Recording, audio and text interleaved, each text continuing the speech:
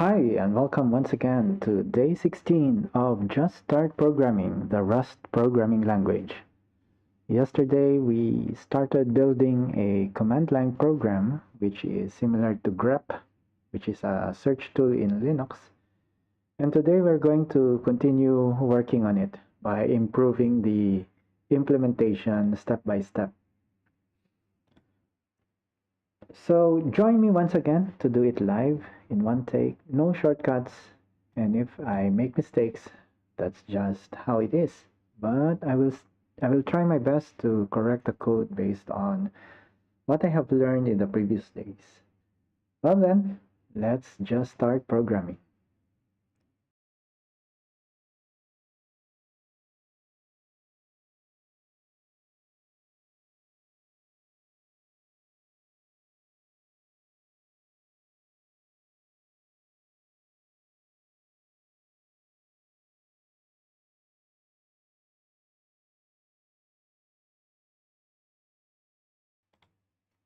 All right. So yesterday, where were we? IO project, yes. Reading the file and refactoring. I think we are here.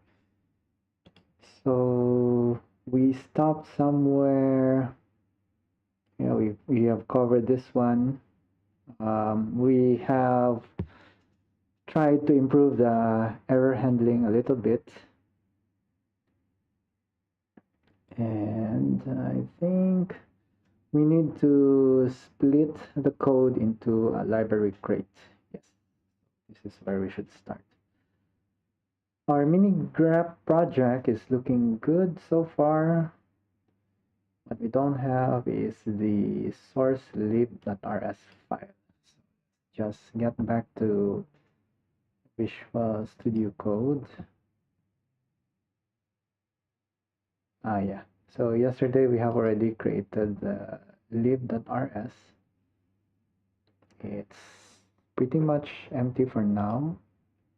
And we are testing by putting it here, adding it as a module. So we are importing it with the word use librs. So what are we going to try today? Okay, use statements, the definition of config, the config build function definition. Okay, so yeah, let's do this by ourselves without looking at the implementation. So we'll slowly move it over here. So we have mod testing. Let's get back to main and see what are the things that we can move. So here, ideally, main should just be running config. Yeah, run config. Config is here. But we need to add config. So we're going to move this struct config to librs. We can copy this, copy, and then here maybe we remove this one and put it here. Okay, then here in main.rs for sure it will complain, but this one let's comment out. Let's get to the top. So testing, change this to config, and then config. What's the issue with config? Config is private. Okay, so by default module is private. So what we're going to do is over here, let's make this pub.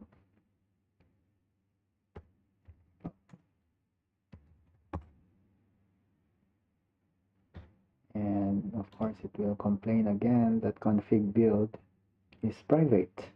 So back here, impl pub.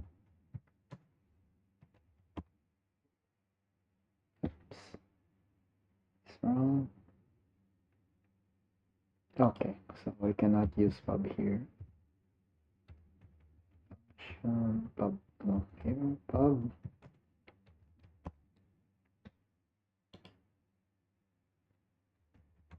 And then here, config. File path of config is private.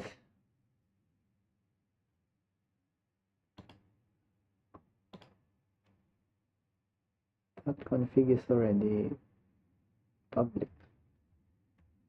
So pub, pub.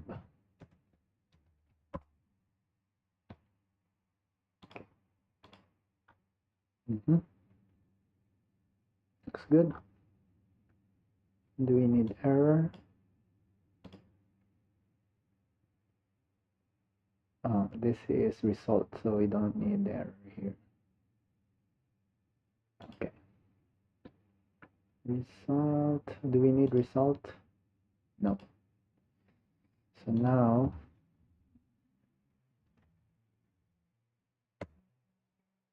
we can remove this one.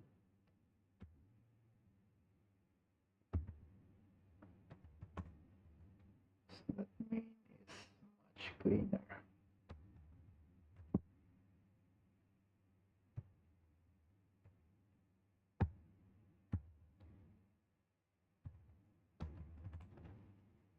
Okay.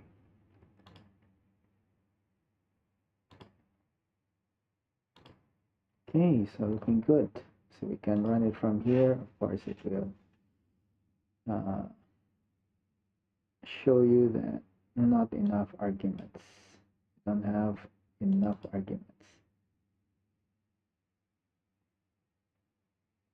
from build. Not enough arguments. And then if we come back here, the behavior should still be the same. So test poem.text, enter. Yeah. So we did it. That's easy. But actually, it's the compiler who was guiding us through the things that we need to modify. All right. So the contents of source librs should have the signature shown in listing 12-13. Note this won't compile until we modify main.rs. Yes. Okay, config pub. Yeah. Pub here, pub function. Oh, we also need to move run. Okay. So that one we missed. Where is it? The run function definition. Okay. So we can modify that one. Run.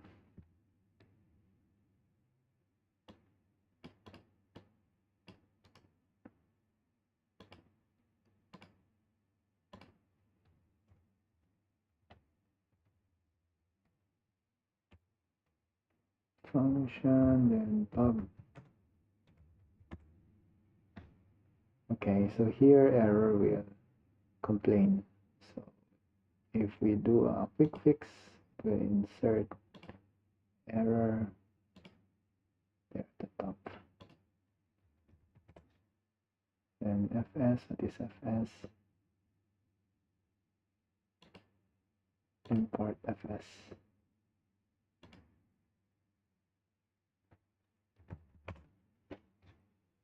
Okay, although it looks different, but what that means is like you have two lines of use std error, and std fs.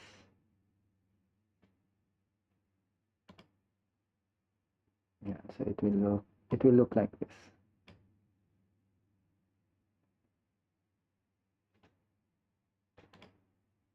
comma. Yeah. And then we comment out run.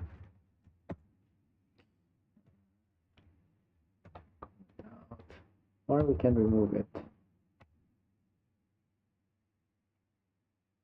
Uh, 6.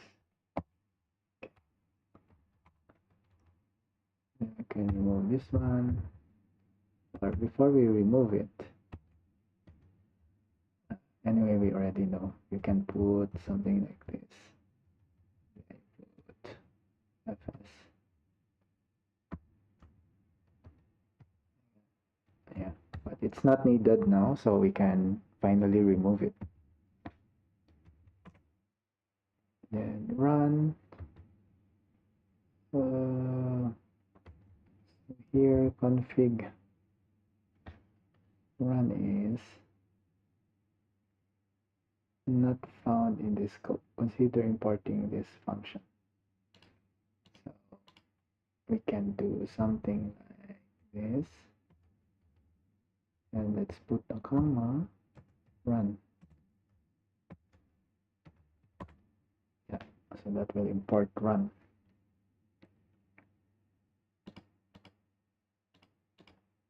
Okay, then we can run it from here. Not enough arguments. And here. Okay, so that's working fine. Okay, let's move on. We've made liberal use of pub keyword on config and its field build method, and on run function we now have a library crate that has a public API we can test. Now we bring the code we move to source librs into the scope of the binary crate. Yeah. We admin grep config.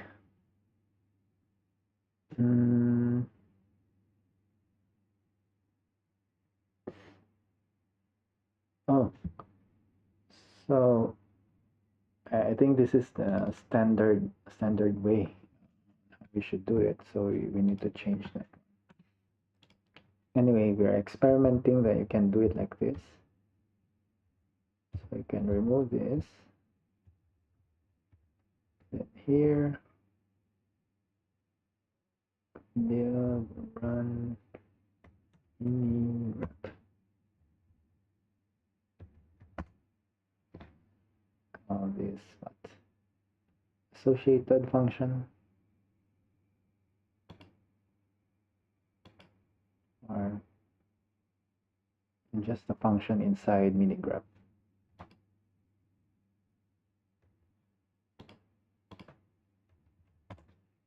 Okay. Okay. Let's take advantage of this newfound modularity by doing something that would have been difficult with the old code, but is easy with the new code. Write some tests. Okay, so we need to write some tests. Developing the library's functionality with test-driven development. Now that we have extracted the logic into sourcelib.rs and left the argument collecting and error handling, it's much easier to write tests for the core functionality of our code. We can call functions directly with various arguments and check return values without having to call our binary from the command line. In this section, we'll add the searching logic to the minigrep program using the test-driven development process. The following steps. Write a test that fails and run it to make sure it fails for the reason you expect. Write or modify just enough code to make the new test pass. Refactor the code you just added or changed and make sure the tests continue to pass. Repeat from step 1. Okay, so it's going to be an iterative process. Test-driven development.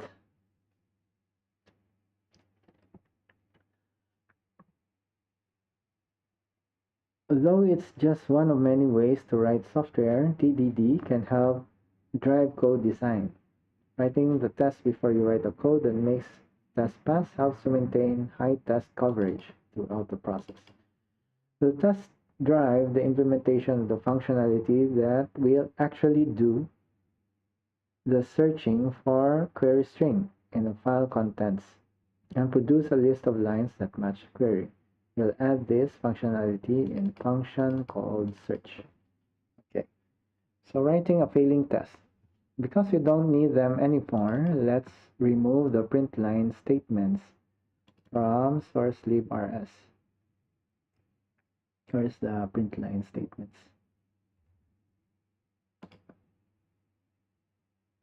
Okay, this one. There's only one print line statement. Okay, we'll add a test module with a test function as we did in chapter 11. This test function specifies the behavior we want to search function to have. It will take a query and the text to search. Query and text to search, and it will return only the lines from the text that contain the query. Missing 12-15 shows his test which won't compile yet. Okay, so we insert test still in lib.rs. Okay, we can copy this.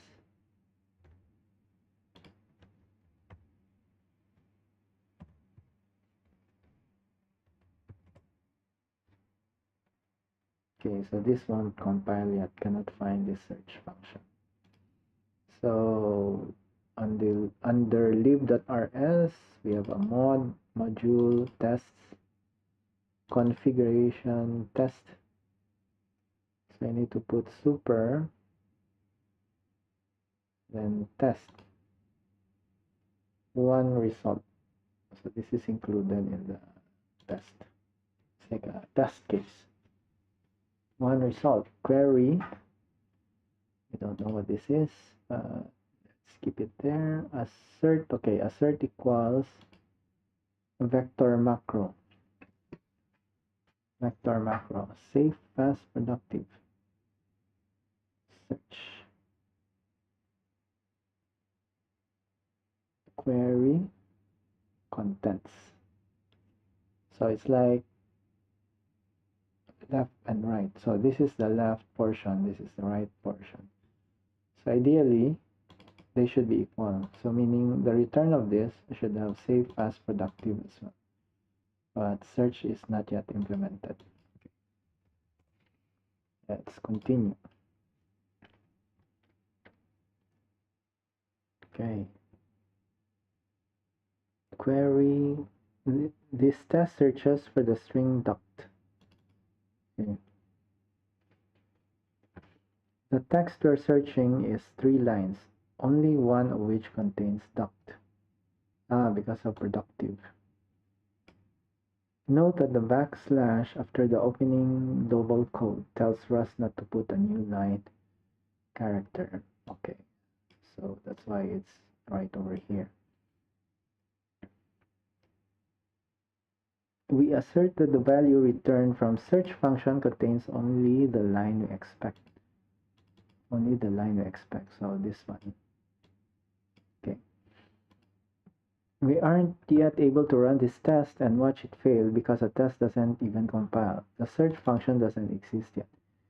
In accordance to TDD principles, we'll add just enough code to get the test to compile and run by adding a definition of the search function that always returns an empty vector, as shown in 12-16.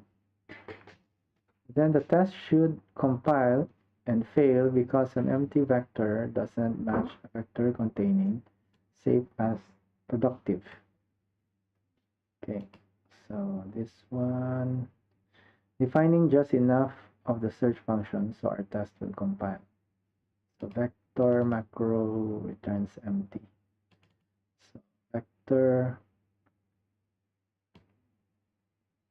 annotation, lifetime, they have the same lifetime. The query is here, contents, then it will return a vector. Okay, let's copy this. Where shall we put it? Here in the function. It's a function, so let's append it here. Public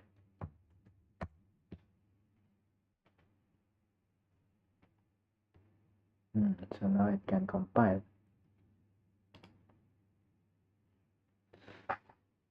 Notice that we need to define an explicit lifetime apostrophe A in the signature of search. Okay, here. And use that lifetime with the contents.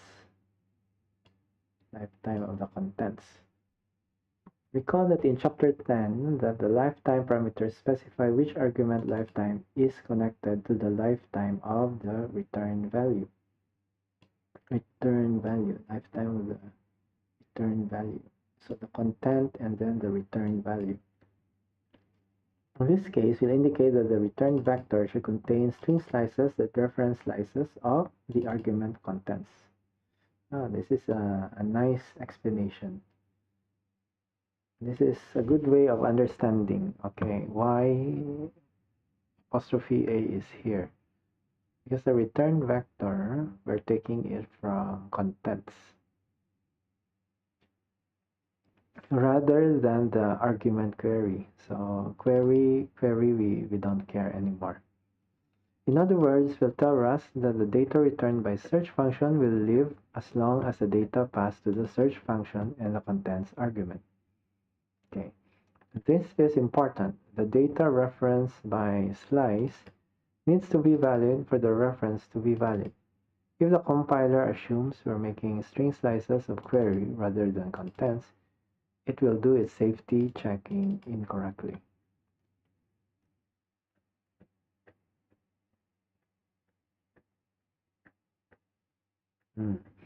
Rust can't possibly know which of the two arguments we need, so we need to tell it explicitly.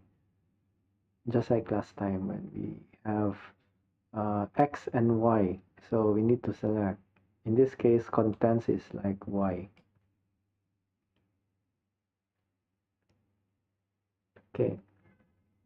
Other programming languages don't require you to connect arguments to return values in the signature, but this practice will get easier over time. You might want to compare this example with examples in chapter 10 last time. Now, let's run the test. Okay, so from here, cargo to change that one. So let me open up a terminal, new terminal. Then we can do cargo test. Okay, so one failed. Which one failed? This one. Assertion left equals right failed. Save fast productive. However, our search function returned empty. Okay, so let's see.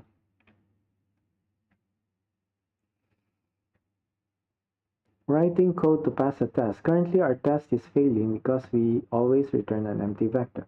To fix that and implement search, a program needs to follow these steps. Iterate through each line of the contents. Check whether the line contains our query string. If it does, add it to the list of values we're returning. If it doesn't, do nothing. Return the list of results that match. Let's work through each step, starting with iterating through lines. So this is already the implementation of the search. Iterating through lines with the lines method. Okay. Rust has a helpful method to handle line-by-line iteration of strings, conveniently named lines. That works as shown in listing 12-17. Note that this won't compile yet. Do something here. Okay. For line in contents.lines,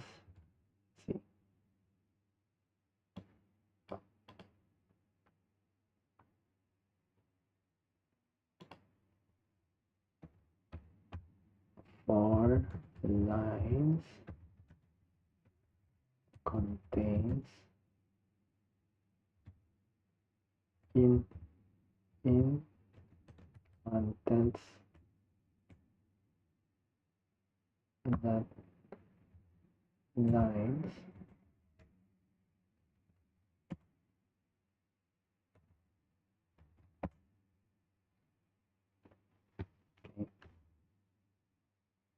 do something. The line methods return an iterator. Line methods return an iterator. Okay, so there's an iterator. Example, lines next line, text at lines. Note that any carriage return not immediately followed by a line feed does not split a line. These carriage returns are thereby included in the produced lines.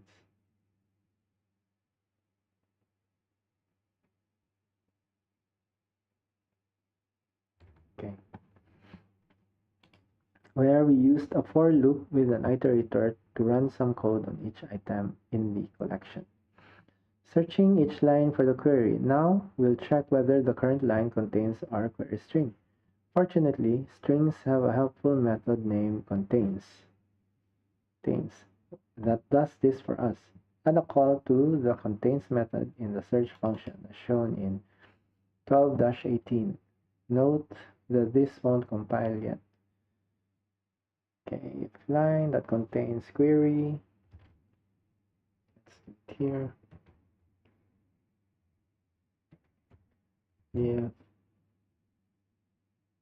If lines that contains query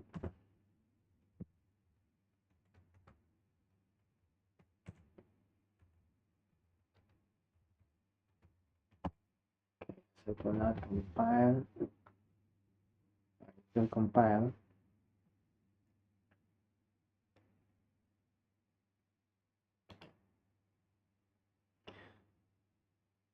Okay, we need to return a value from the body as we indicated we would in the function signature. I think that's vect here. Storing matching lines. To finish this function, we need a way to store the matching lines that we want to return. For that, we can make a mutable vector before the for loop and call push method to store a line in the vector. After the for loop, we return the vector as shown. Okay. Mutable vector.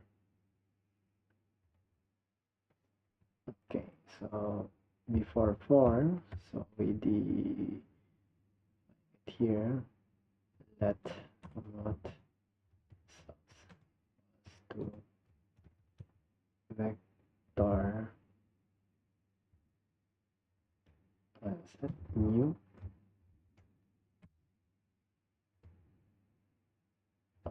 vec only vec.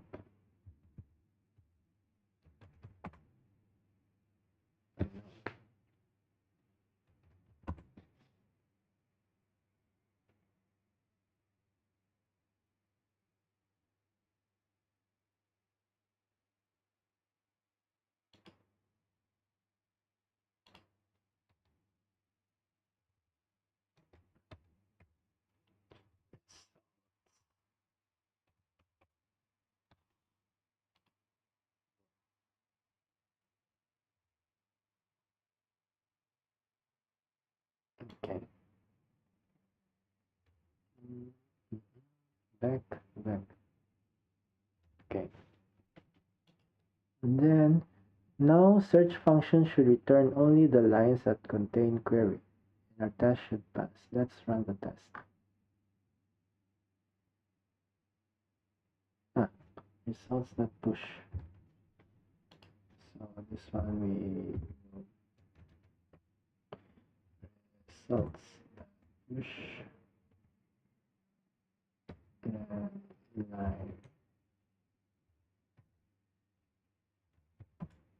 lines for line.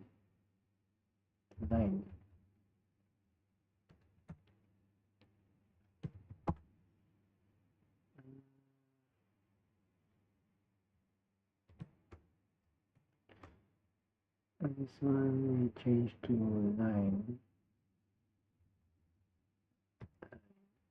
This one line. And then this one line.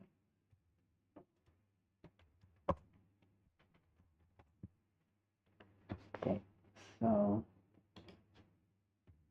cargo test. Okay, fast.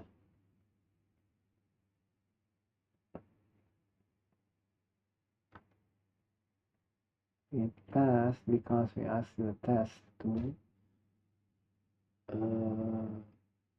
okay, assert equal. Yeah. So here, let's give it a try. Test. We have test there. Maybe let's see. Instead of test, we put name.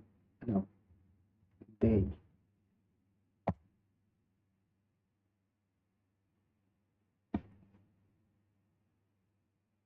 What happened?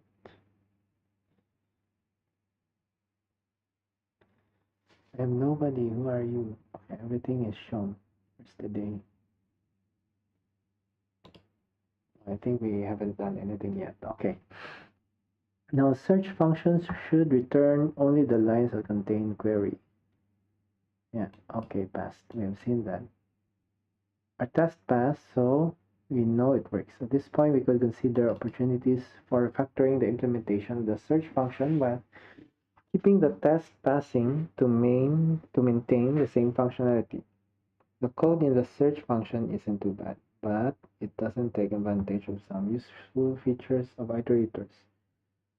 We'll return to this example in chapter 13, where we'll explore iterators in detail and look at how to improve it. Using the search function in the run function. Now that the search function is working and tested, we'll need to call search from our run function. We need to pass the config query value and the contents that run reads from the file to search function. Then run will print each line returned from search. Okay. So run, let's try to implement that. Let's see, where is run? Here we are just displaying the contents, so we can comment this out. What we will do is search query contents,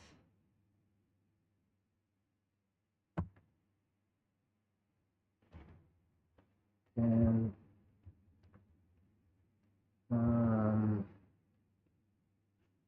so this one will return something. So let's put let results false. So we don't need to make this mutable, we're not changing it. And then here we do a for line in results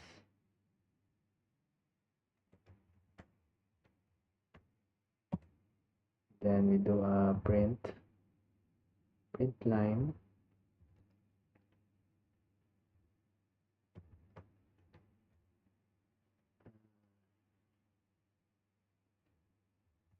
oops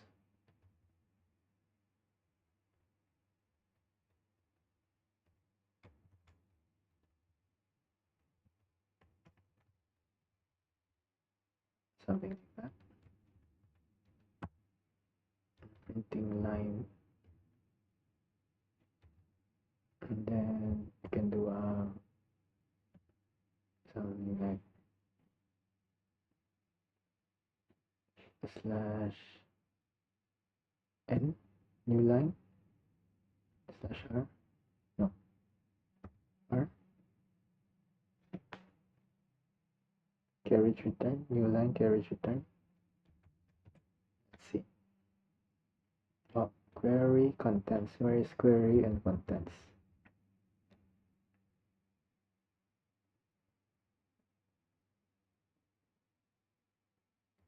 We have arguments, so config that query, config query, and config that contents.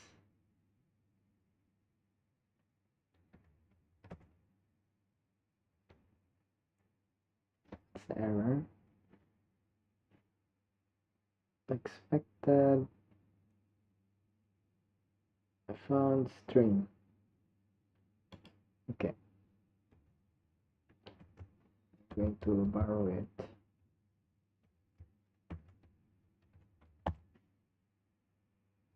Oh, what happened here?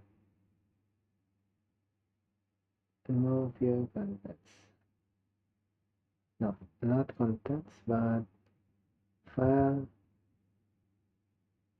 path.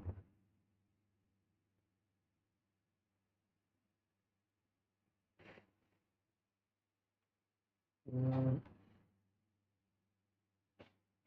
what was content? Content is in this one. So where's our content? Contents. Here. Contents. Config doesn't have contents. So let's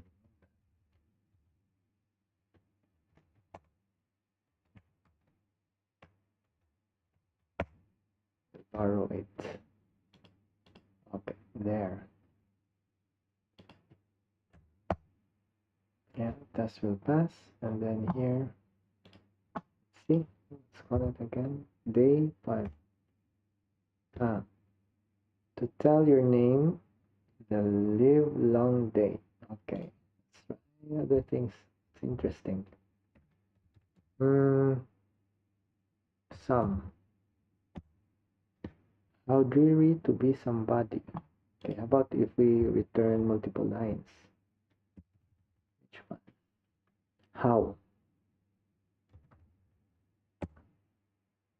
How dreary to be somebody of public like a frog. Oh, there's a space here. Maybe we need to correct that one. Maybe we don't need dash r, backslash r.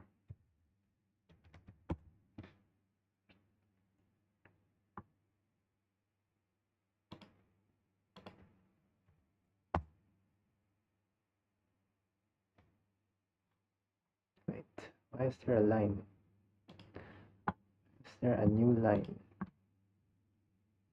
Because this is print line. Okay, so we don't need this. Maybe we can do something like found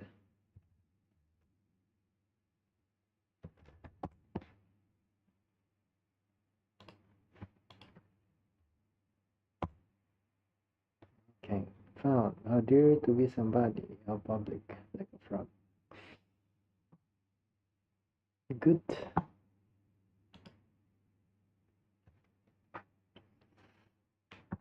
Okay, so we're still using for loop to return each line from search and print it. Now the entire program should work. Let's try it out. Done that. Oh, body. Body, for body you have 1, 2, 3, 3 lines. So let's try that one. Body. Body. I'm nobody. Who are you? Are you nobody too? How dreary to be somebody. Nice. Okay, and finally, let's make sure we don't get any lines when we search for a word that isn't anywhere in the poem, such as monomorphization. Monomorphization. Okay, it can just be anything. Maybe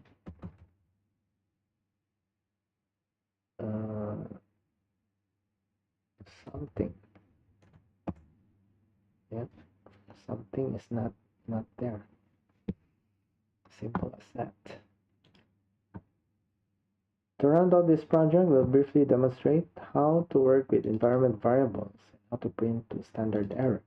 both of which are useful when you're writing command line programs. Okay.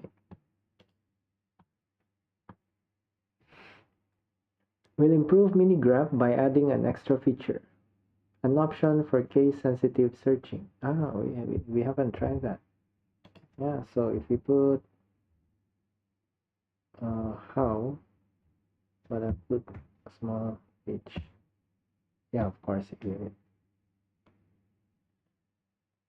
there's no such thing because everything here starts with capital H. Okay. User can turn on via environment variable. We could make this feature a command line option and require that user enter it each time they want to apply. But by instead making it environment variable, we allow users to set the environment variable once and have all their searches be case insensitive in that terminal session. Writing a failing test for the case insensitive search function. First, we add a new search case insensitive function that will be called when the environment variable has a value. Continue to follow the TDD, test-driven development process. So the first step is, again, to write a failing test. We'll add a new test for the new search case insensitive function and rename our old test from OneResult to case sensitive. To clarify the differences between the two tests are shown in listing 12-20. Okay, so we will have case sensitive and case insensitive.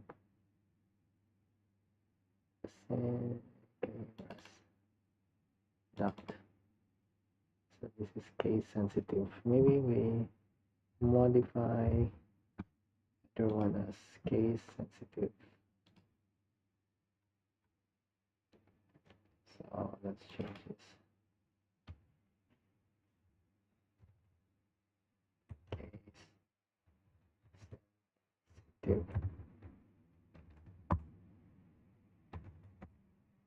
Then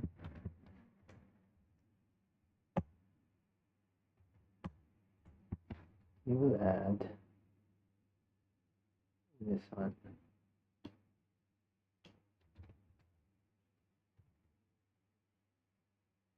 Case insensitive.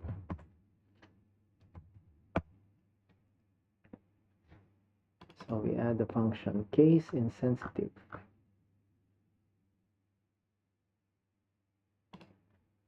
Maybe we can duplicate this one.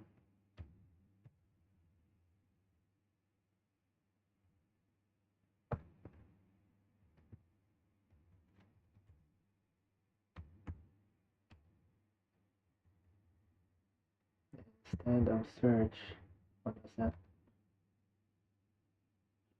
Case insensitive. Case insensitive. Okay, so we will just make this pass ergo test fail, one fail. One pass, one fail. Yeah, because we haven't implemented this properly yet. And let's see how to implement that. Note that we have edited the old test contents too.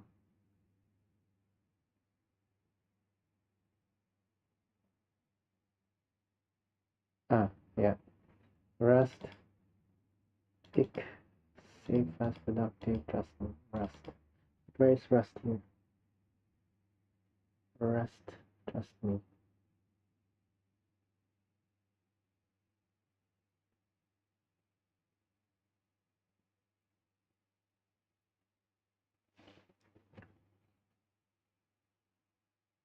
Using a capital D that shouldn't match the query duct. Duct tape. Okay, so duct tape is capital D. So test. Pick 3. Duct tape. So we should include this one.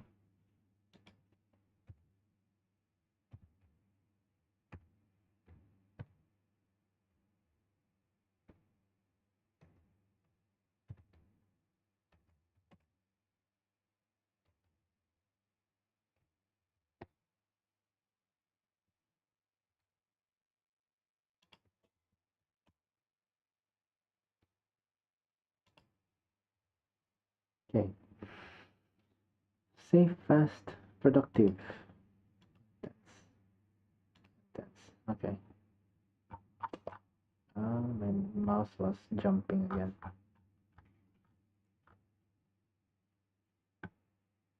Search case insensitive, trust me, a capital R4, rust, containing rust. Rust.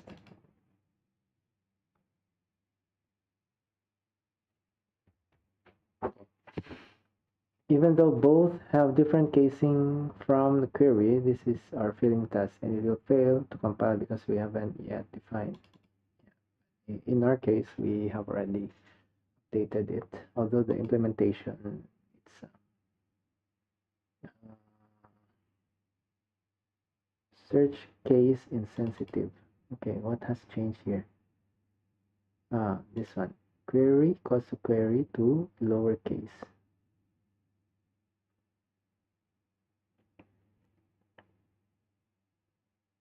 And here, line to lowercase query. Okay, so that's how you do it. Case insensitive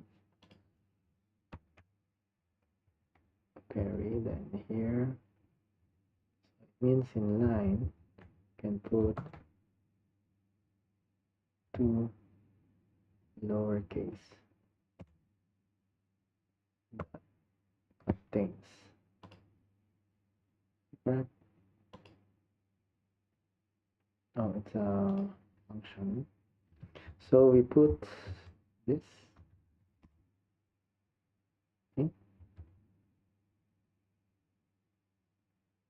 Yeah, correct. Because query, we're borrowing query. And okay, and it should work here. How should I?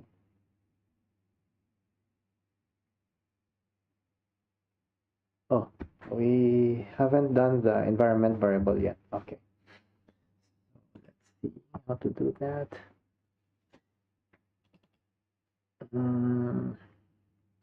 Yeah, this one we understand. Rust. Yeah, so the query is RUST, so it should match because everything is now treated as lowercase. Call to lowercase, yeah, that's what we did. So here, if we run it from here, the test will pass.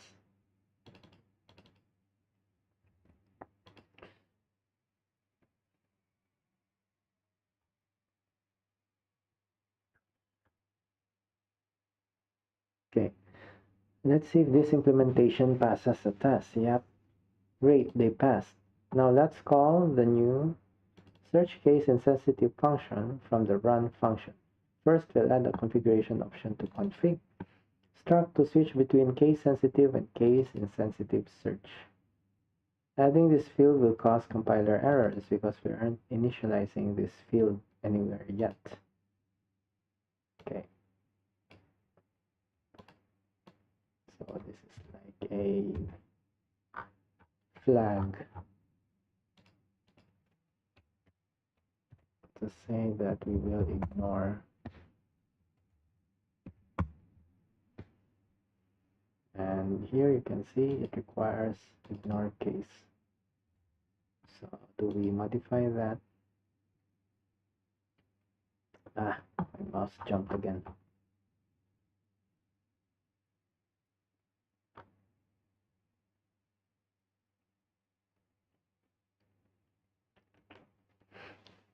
So in run, if config ignore case,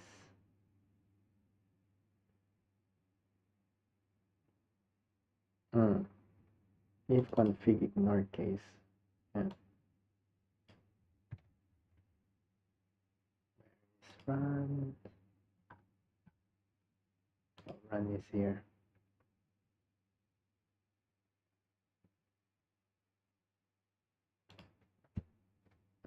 Let's remove this one. Organ. Put this in. Comment this out. If config ignore case.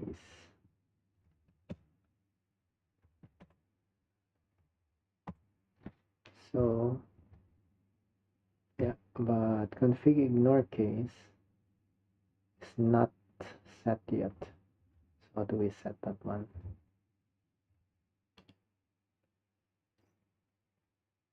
It's a boolean.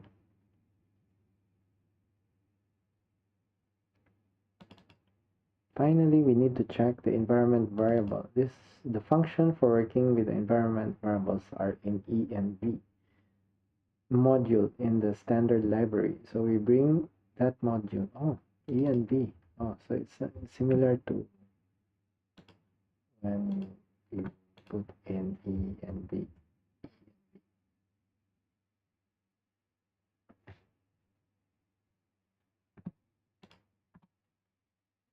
But it's a module in the standard library. So how do we do that? Oh, first include this. Or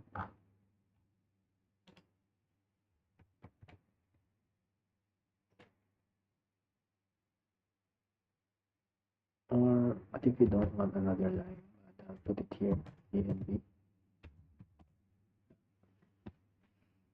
Then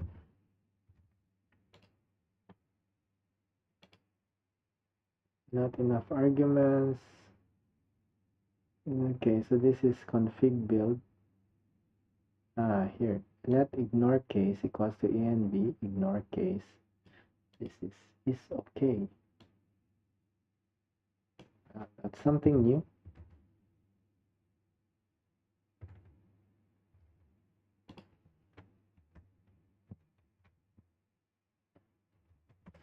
What does it return? A result.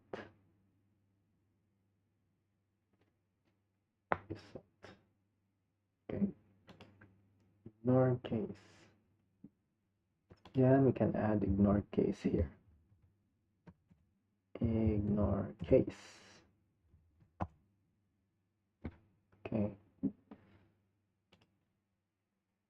Here we create a new variable ignore case. To set its value, we call the env var function. Env var. Okay, so this is the function we can use, ignore case. And pass it the name of the ignore case environment variable. The env var function returns a result. Yeah. To return a result that will be successful. OK variant that contains the value of the environment variable if the environment variable is set to any value. So return error variant if the environment variable is not set. You're using isOK method on the Rust to check whether the environment variable is set, which means the program should do a case-insensitive search. If the ignore case environment variable is set to anything, isn't set to anything, isOK will return false. The program will perform a case-sensitive search. We don't care about the value of the environment variable, just whether it is set or unset, so we're checking isOK. Rather than using unwrap, expect, or any other methods we've seen on result. Okay. We pass the value in the ignore case variable to the config instance so the run function can read that value and decide whether to call search in case insensitive or search as we implemented. Okay, let's try this out. Oh, okay. Did we do anything special here before? it because it's, oh, okay. Yeah. So we did. So config, okay. Where's the run?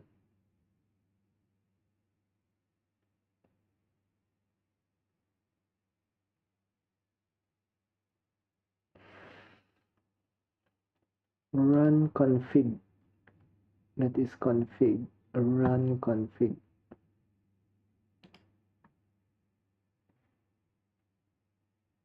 Run. Okay. So this is already saved. Let's go here. Oh.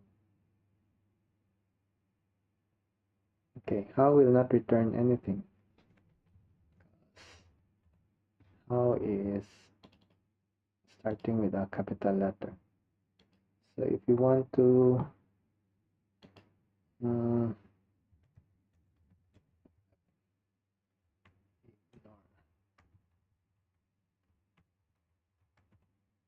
don't have it there, so we need to set it. Ignore case set to 1, but with the same query too. Oh.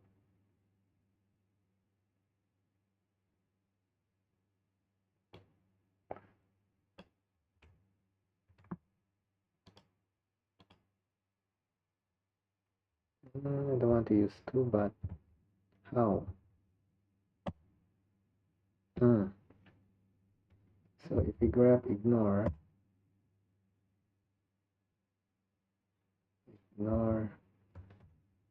case, oh, it's not there. It's only when you're running it here.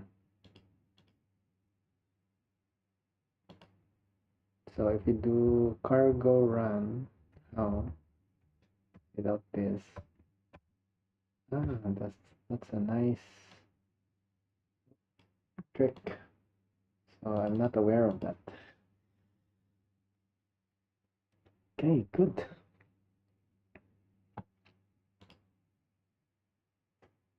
This is when you, if you're in Windows, yeah, PowerShell. My system is Ubuntu, so we can do something like this. Okay, this will make ignore case persist for the remainder of your session. It can be unset with remove item. Oh, but that is PowerShell. You should get the lines that contain 2 that might have uppercase letters. So let's see, 2, small, small, uppercase, uppercase. Okay, so let's try that one. Instead of how, what's the command? Let's change it to 2. So you get 4 lines. Here. 2, 2, and capital T, uppercase.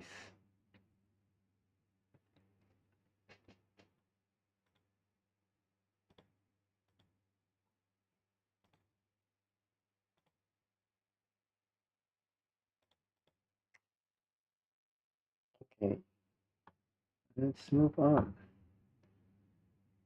Excellent. We also got lines containing 2. Okay, this is something new. env, an environment variable, contains many more useful features for dealing with environment variables. Check out its documentation to see what is available. It's the documentation for that. Where's our env?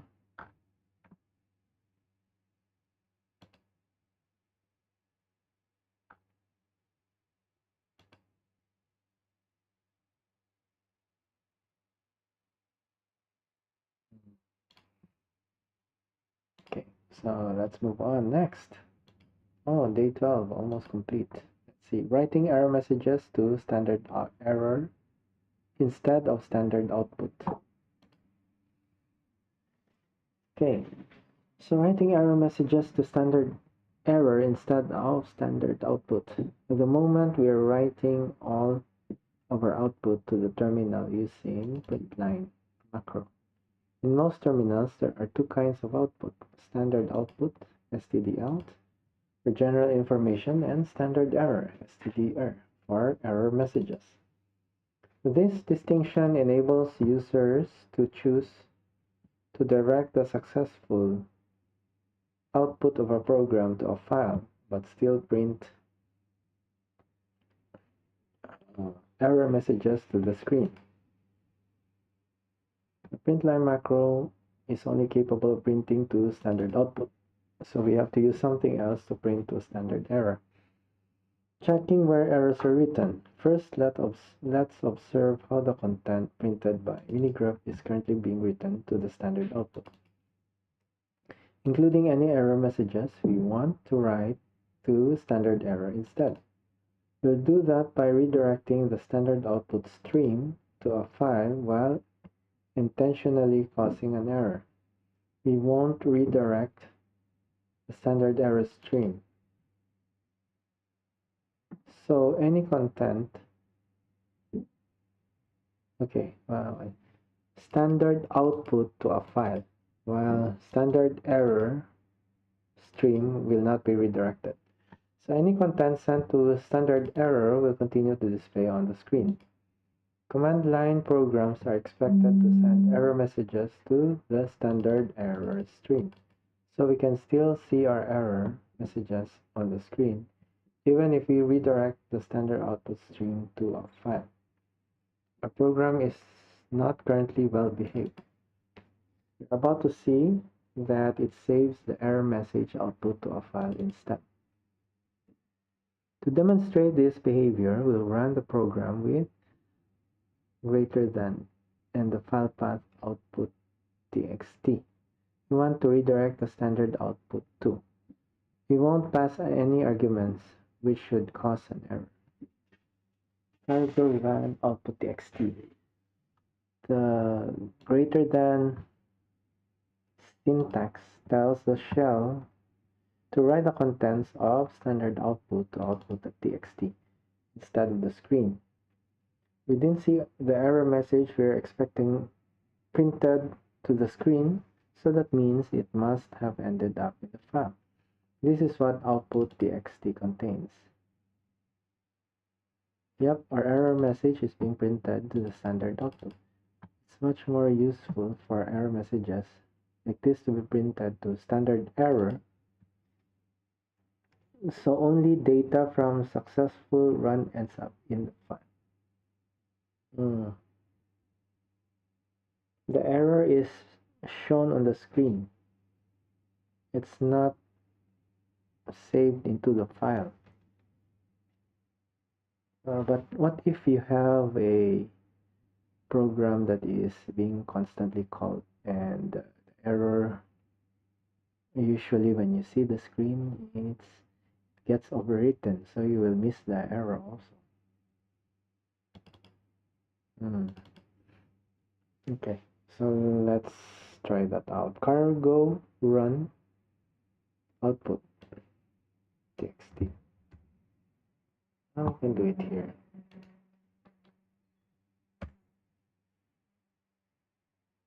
And output txt is here.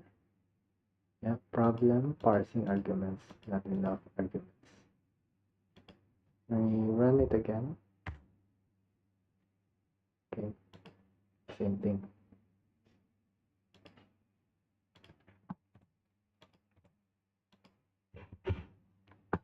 Okay,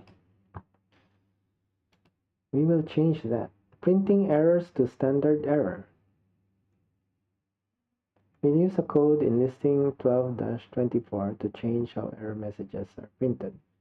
Because of the refactoring we did earlier in this chapter, all the code that prints error messages is in one function, main.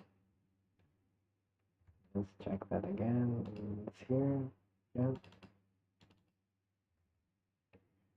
The standard library provides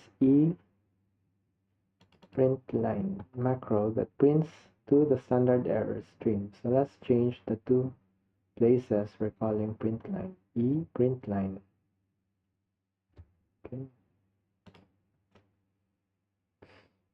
print line.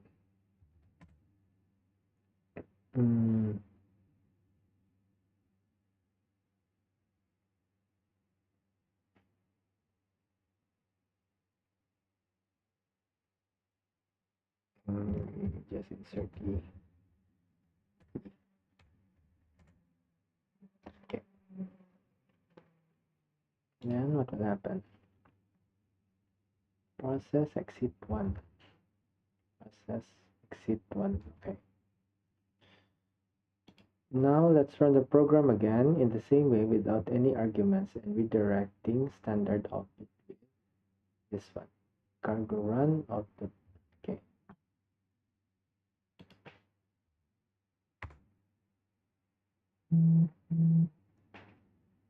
Okay, so it's shown here. Output doesn't contain anything. Okay. Now we see the error on screen and output txt contains nothing, which is the behavior we expect of the command line programs. So let's run the program again with arguments that don't cause an error but still redirect standard output to a file. Okay, so let's copy this.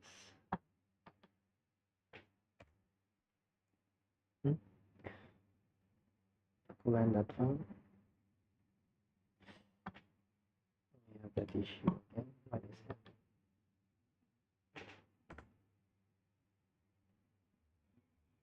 So this.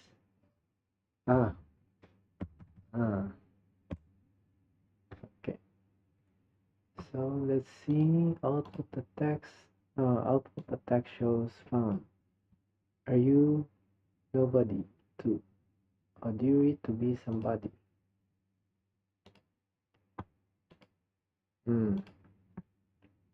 Okay. Then summary. This chapter recaps some of the major concepts you've learned so far and covered how to perform common I/O operations in Rust by using command line arguments, files, environment variables, and the ePrintLine macro for printing errors.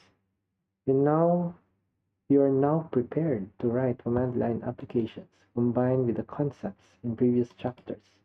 Your code will be well organized. Store data effectively in the appropriate data structures, handle errors nicely, and be well tested. Next, we'll explore some Rust features that were influenced by functional languages, closures, and iterators. Okay, so this is an interesting topic, but I would like to save that for another day. So as for now, we can end here, or we can let's see. Maybe we can try to modify the output in such a way that this one. Maybe we can remove this one. We can remove this and what shall we do here? Case insensitive, and this is the line. The lines.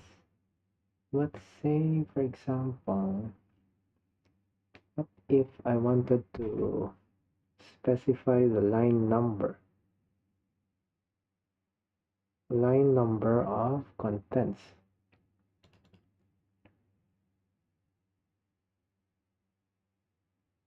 Push lines. Results. What is results? Results is a vector. Okay, vector of string.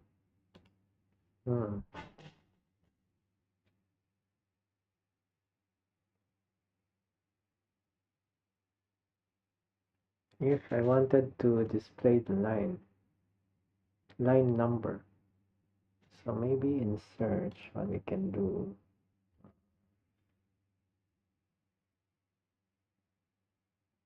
instead of vector, we can define a structure. substruct.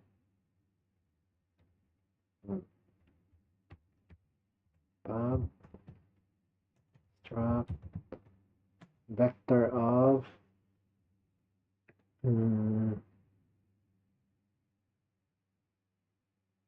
found, something like this. Found pub line, then line is what? Line is a number, so I32, okay, something like that. Then pub or line number. Then here, what are we trying to return? Content. Content is string. String. Okay. So we wanted a vector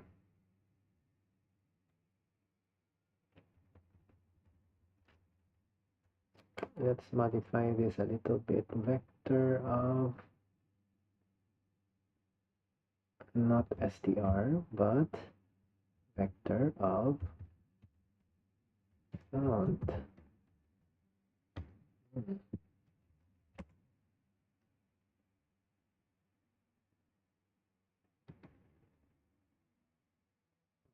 Vector, can we put something like this? Vector found. That's the type. Oops, it's wrong. Vector t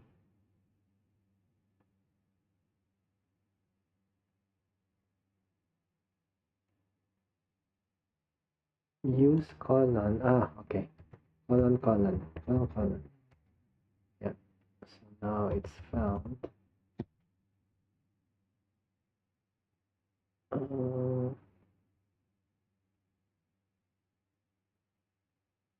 Zero implementations. Comparison operators cannot be changed.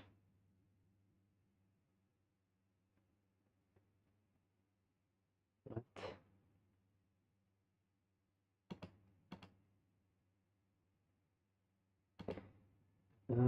Does it mean I need to... Okay, search. Contents, search, okay. Vector found. Create, constructs a new empty vector. The vector will not allocate any elements are pushed into it. Use colon, this is, instead of, this is specify lifetime arguments.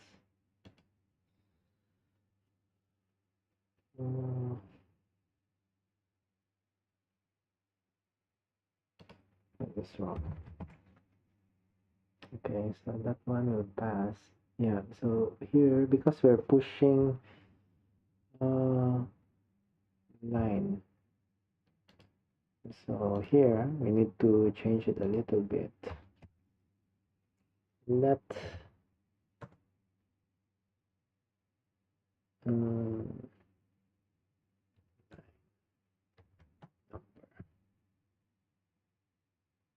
equals to, but maybe 0. So let's put not because we are changing it. And then we're pushing here, we need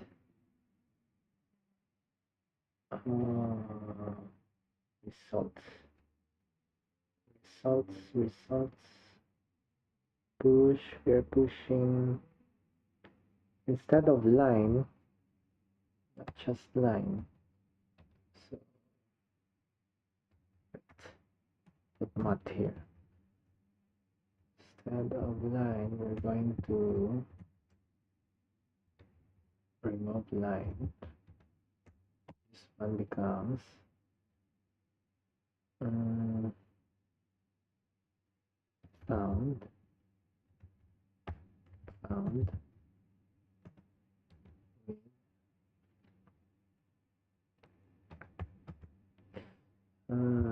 9 number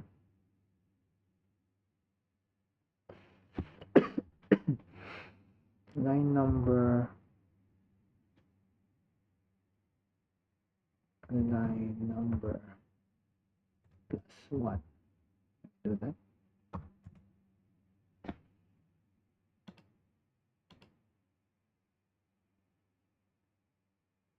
And then content was to 9. Content was to 9.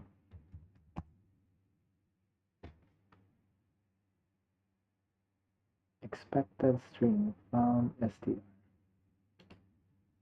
So it becomes a string slice. Oh.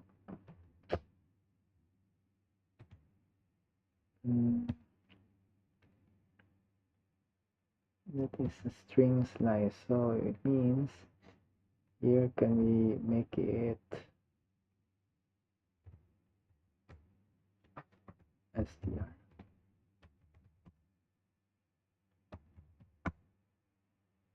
No.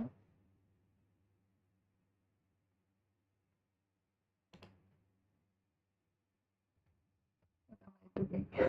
I'm just guessing. Let's put it back as string. Okay, and then here go to search.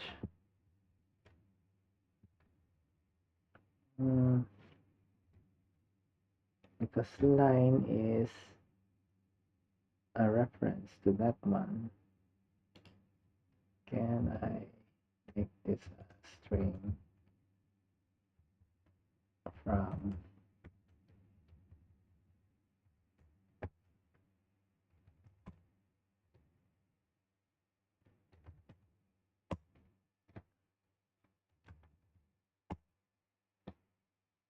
line?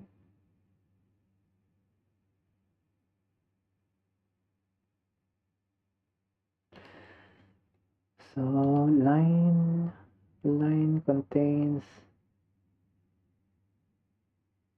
from takes in string slice, which is borrowing it from this one. Content, so found is push results.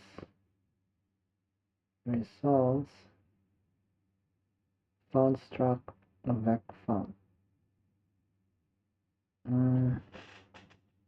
Expected vec found because of return type vec found.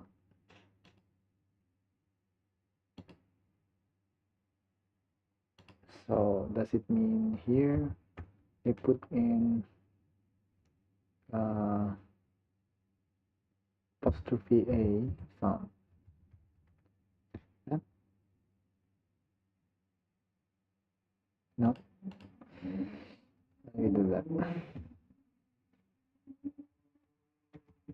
What's the suggestion?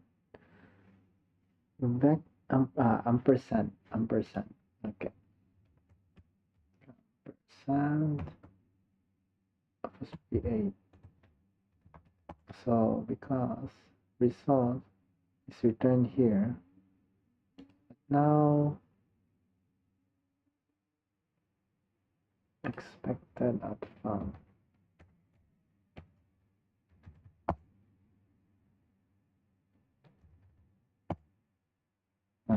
Okay, so it looks okay now.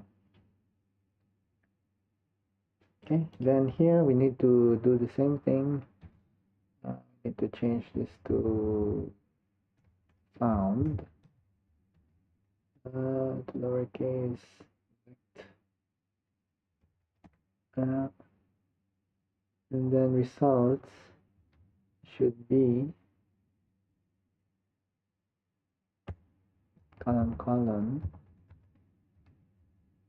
ampersand apostrophe a found, then results instead of line should be ampersand found, where we have line number equals to line number plus 1 content string from a line, but we need to have line number also.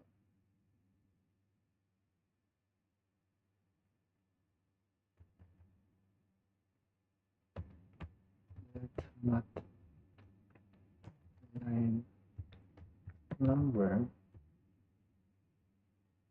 equals to 0.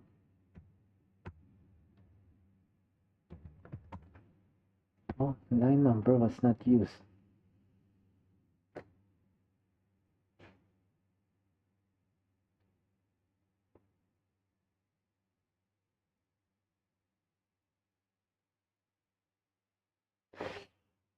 How should we do this? I think here it's already processing a line, so line number. Can I do plus plus? This one.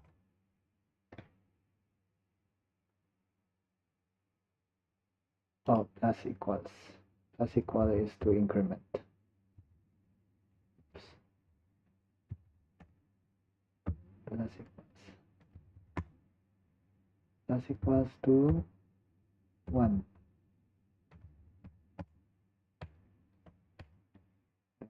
Put it here. And then here should be just line number. Remove 1. Remove 1. Okay, but the test will fail. Test will fail.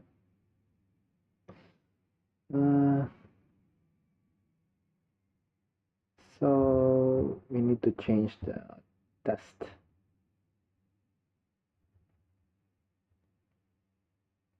And number, okay.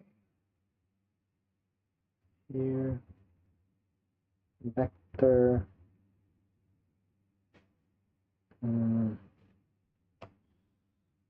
vector of type. Okay, because this is a macro, so should be found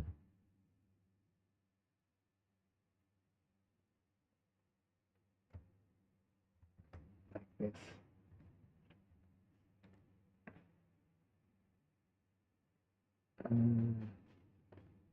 One, two. So maybe let's put in line number 2, then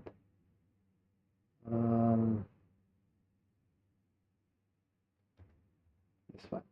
Safe, fast, and productive. That's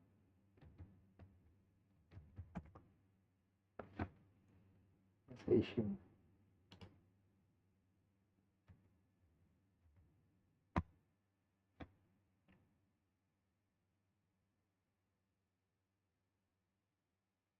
Binary operation equal cannot be applied to type back found.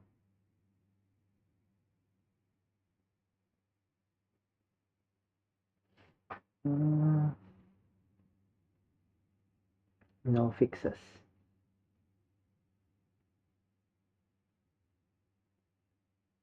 Because now search will return back found. Okay, so what I will do, we're going to create found to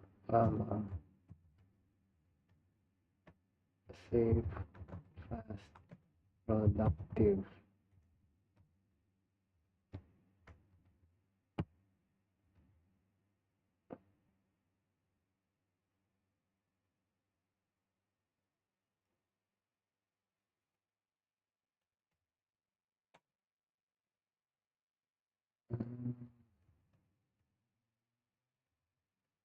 Value equals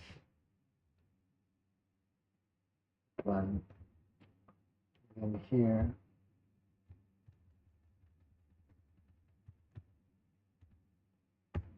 left value what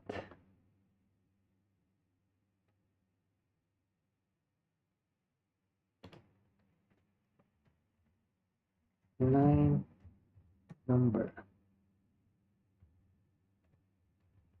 and this one is content.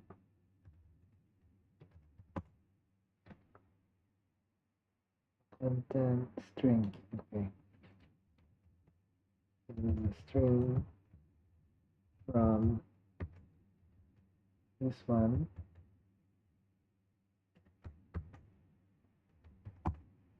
okay. And then here, what's the issue here? Insert equal can I apply to vect found. Actual error occurred here. An implementation of partially qualified might be missing for found. Partial equal. An implementation of partial equal. Partial equal.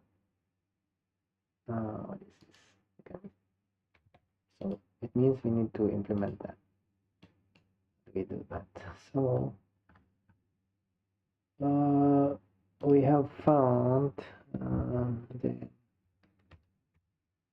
let's do a pub pl found,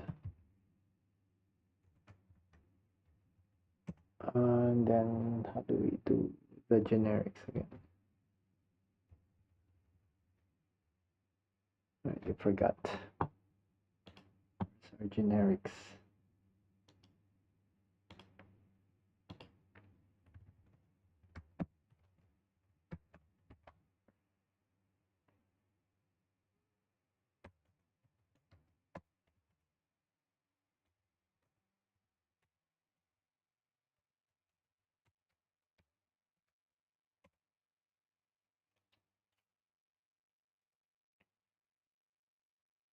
Oh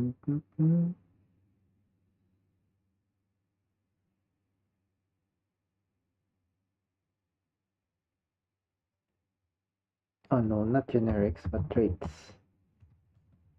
CD traits.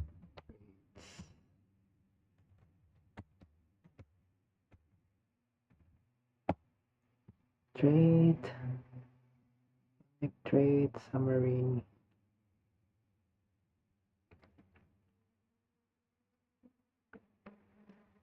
Struct news article. Implement, okay, 4. Implement summary 4. Okay. So we implement, what was that? Partial equals 4. Oh, so this will contain, it should be equal, yeah, something like this.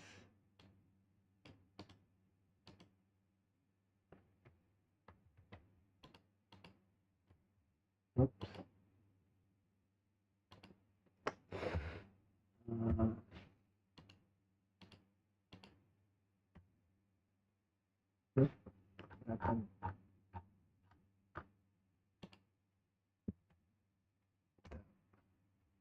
Function equal. So boolean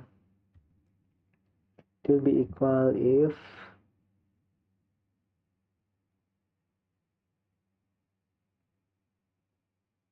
self, see it implemented, self SPN equals other SPN. Okay, self self line number is equal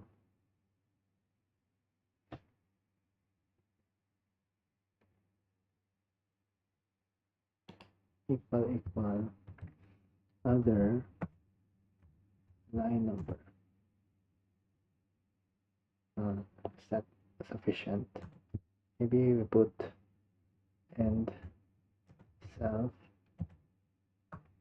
content while other content. Is it complaining about public?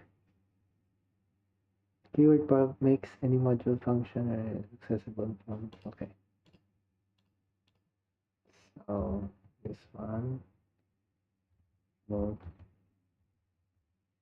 this one back.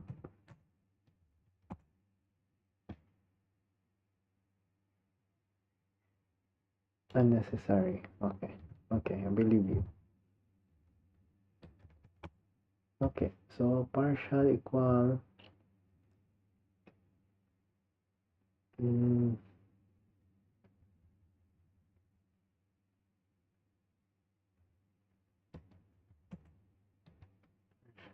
why is this complaining now?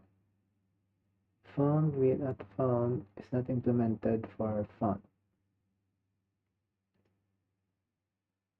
Partial but trait partial equal found is implemented for it.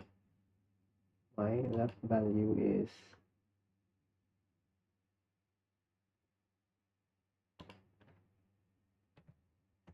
we use this then. What's the issue now?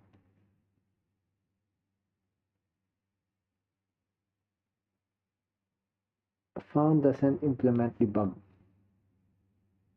Okay, sharp derived debug. So we need to do that one. Oops. Sharp derive no, what is it? Debug. Okay, see. There's our test. So now it's passing. Here, what do we need to do? Maybe we copy left. I put it here. Left value found. Where is rust? Rust colon.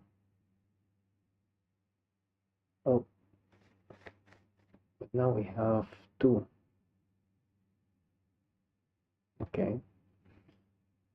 So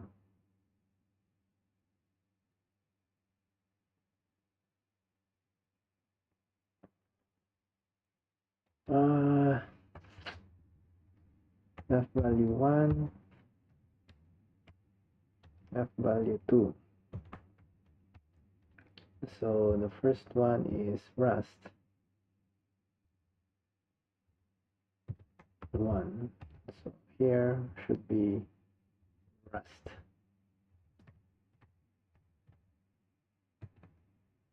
Rust colon. This one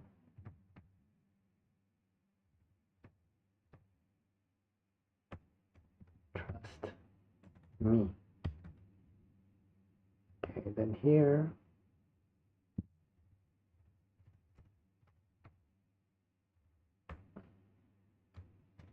left value 1 comma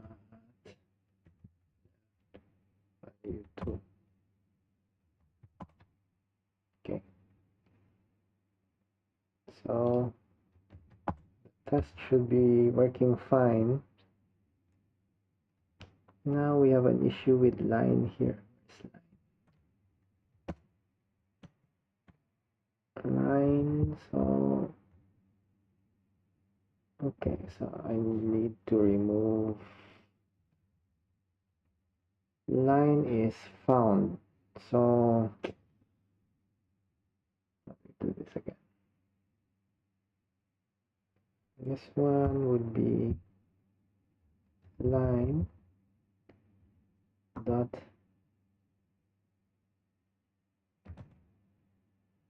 line number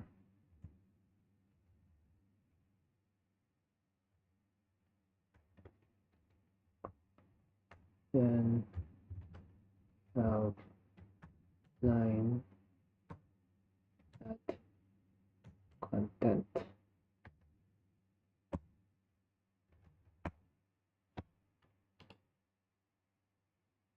Line number line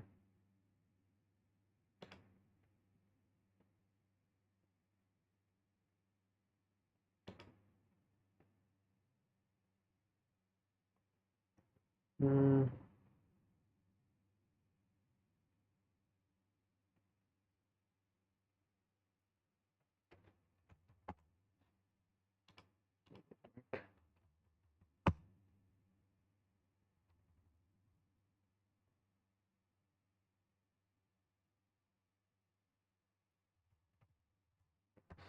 put one here.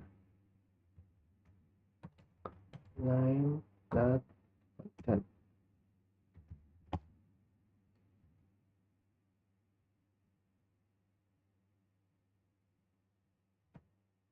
Okay. No more errors. Where is this? No more errors.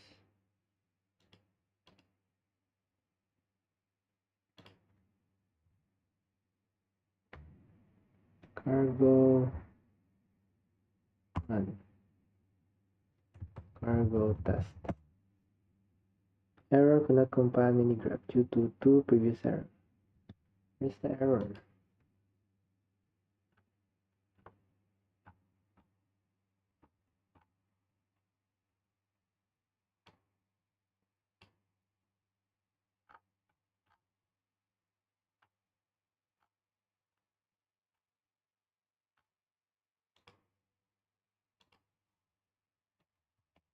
No more errors.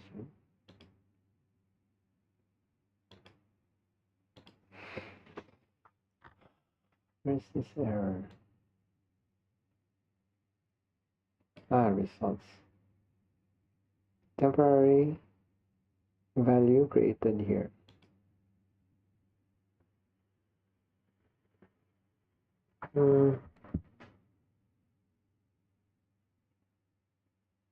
Cannot return value referencing temporary value. Returns a value referencing data owned by the current function. Not result. Vect.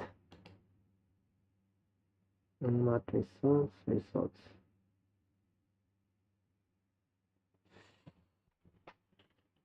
It's the correct way of fixing things. Cannot return a value referencing temporary value. Temporary value. Can I remove mat?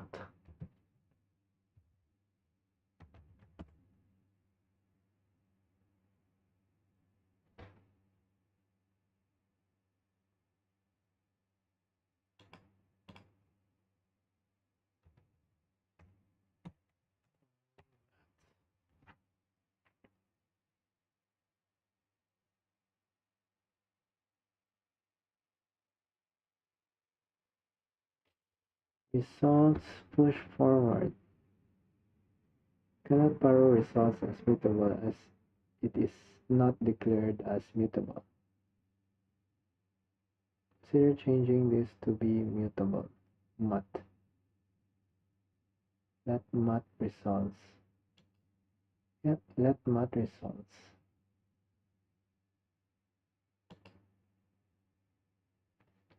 Let mut results to be mutable. Cannot borrow results as mutable as and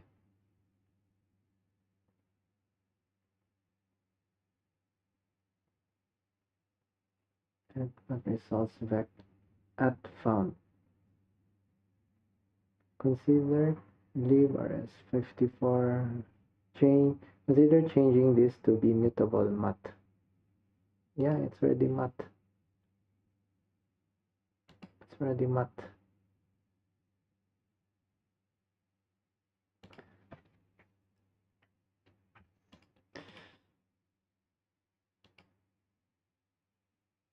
It's already math.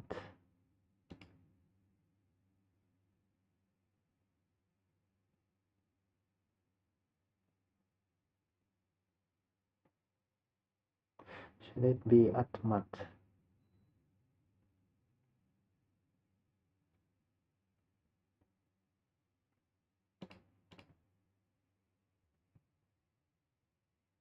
%, math.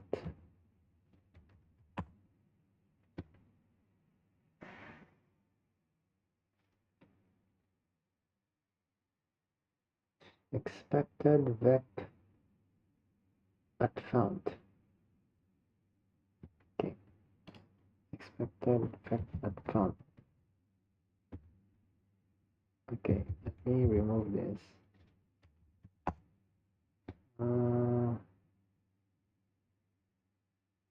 Cannot mutate as mutable. Is not declared as mutable.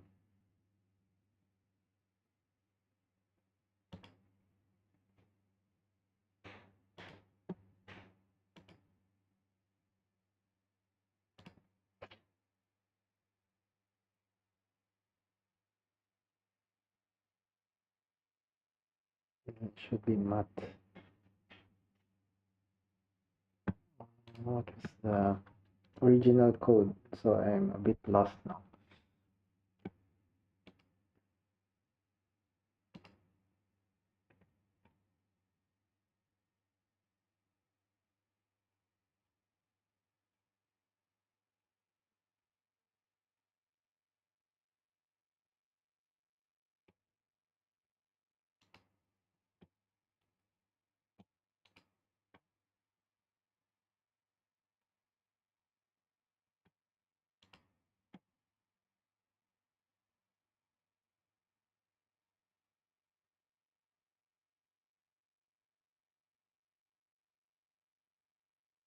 Math results. So it should be math. Vec new.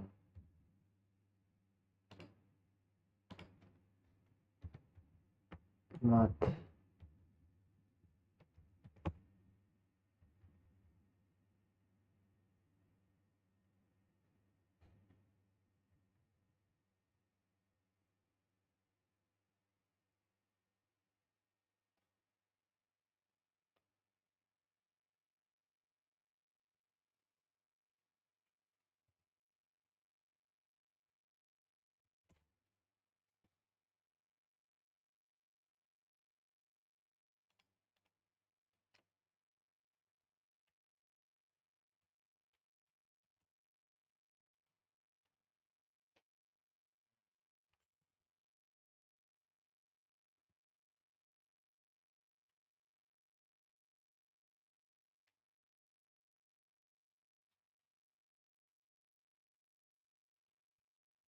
How to fix this one? Cannot return value referencing temporary value. Returns a value referencing data owned by the current function.